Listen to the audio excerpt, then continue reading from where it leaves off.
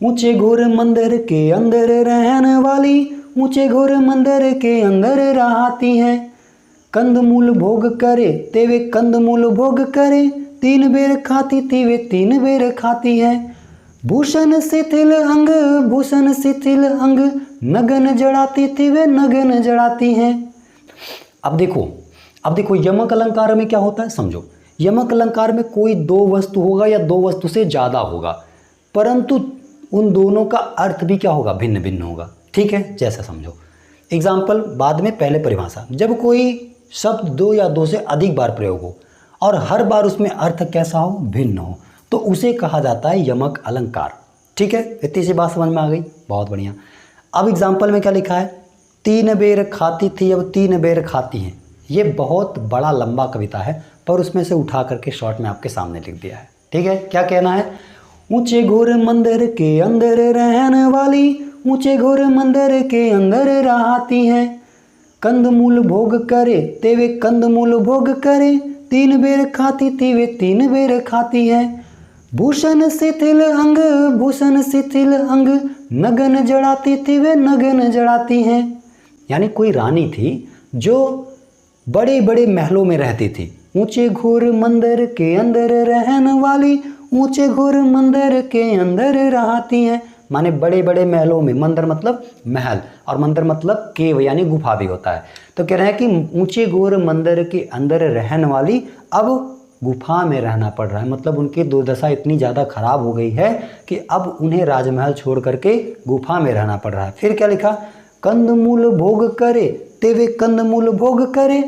कंदमूल 2 पढ़ रहा है, तो पहले कंदमूल का मतलब क्या है, पहले कंदमूल का मतलब है कि पहले वो महल में नए नए प्रकार के व्यंजन खाया करती थी। तेवे अब कंदमूल भोग करे, अब उन्हें जंगल के कंदमूल भोग करना पड़ रहा है, यानी खाना पड़ रहा है। फिर क्या करा है, 3 बेर खाती थी वे 3 बेर खाती हैं। जो 3 बेर का मतलब यहाँ पे क्या है, 3 बेर का मतलब 3 टाइम। क्या है, 3 टाइम। टाइम मतलब 3 समय, यानी 3 बार वो क्या करती थी, खाना खाया करती थी। एक बार सुबह, एक बार दोपहर, एक बार शाम, ऐसे करके। लेकिन अब उन्हें क्या करना पड़ रहा है, अब उन्हें 3 बेर खाना पड़ रहा है। बेर का मतलब बेर यानी जो क्या नाम है, भगवान राम ने खाया था, ठीक है, शिवरी के हाथ से। तो वो अब उन्हें 3 बेर खाना पड़ रहा है। बताओ समझ में आई क्या एग्जाम्पल आप लोगों को? एक बार कमेंट करके बता दो सब लोग, समझ में आई क्या? अच्छे से सबको समझ में आया? आगे अब देखो दूसरा उदाहरण क्या है, सजना है मुझे सजना के लिए, लता मंगेशकर का गाना है। तो इसमें 2 बार सजना आया है। कितनी बार सजना आया है? 2 बार। पहला क्या है, सजना है मुझे सजना के लिए। तो पहला सजना क्या है, सजने का मतलब यहाँ पे पहले सजने का मतलब क्या है, वस्त्र धारण करना, आभूषण धारण करना। ठीक है, वस्त्र या फिर आभूषण, आभूषण धारण करना, तो उसको कहते हैं सजना। धारण करना, 1 मिनट गलती हो गई यहाँ पे, यूँ धारण करना। ठीक है, जब वस्तु धारण करते हैं या फिर आभूषण धारण करते हैं तो उसे कहते हैं सजना। और दूसरे सजना का मतलब क्या है, अपने पति, अपने प्रिय, अपने आशिक, दीवाना, लैला, मजनू, जो भी कहना चाहो कह सकते हो। तो इसीलिए कह रहे हैं कि सजना है मुझे सजना के लिए। मुझे नहीं सजना, अभी बहुत समय लगेगा। आगे देखो फिर क्या है, काली घटा की घमंड घटा। तो यहाँ पर भी 2 शब्द हैं। क्या है, काली घटा की घमंड घटा। तो काली घटा, देखो पहला क्या है, काली घटा, 1 मिनट, पहला यहाँ पे काली घटा और दूसरा भी क्या है, घटा। तो घटा शब्द 2 बार आया है। पहला घटा किसके लिए, काली के। काली मतलब क्या होता है, काले बादल। काली घटा का मतलब काले बादल का घमंड घटा। सब जानते हैं कि जो गरजत हैं वो बरसत नहीं, यानी जो गरजते हैं वो बरसते नहीं हैं। तो यही यहाँ पे उदाहरण कह रहा है, काली घटा की घमंड घटा। जो काला काला बादल था उसका घमंड टूट गया, उसका घमंड घट गया।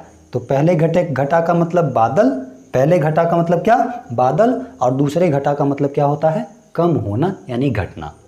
3 उदाहरण समझ में आ गई। आगे क्या है, ओ तेनो सुड सुड करदा, ओ तेनो सुड सुड करदा, ओ तेनो सुड सुड करदा।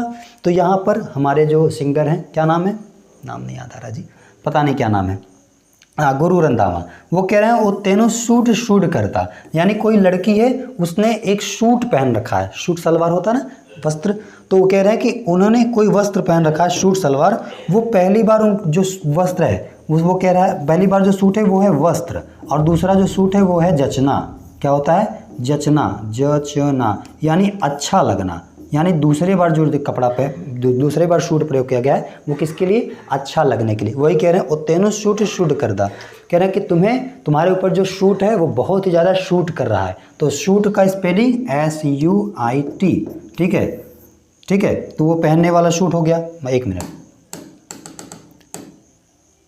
ठीक है, SHOOT गोली मारने वाला हो जाएगा। तो यहाँ पे दोनों में डिफरेंस समझना, यहाँ शूट का मतलब होता है जचना, ठीक है। तो अब बताओ आप लोग कमेंट करके कि ये यमक अलंकार का उदाहरण कैसा लगा, मज़ा आया? ठीक है, तो चलो अगले क्या नाम है अलंकार की तरफ बढ़ते हैं बहुत ही शानदार वीडियो के साथ।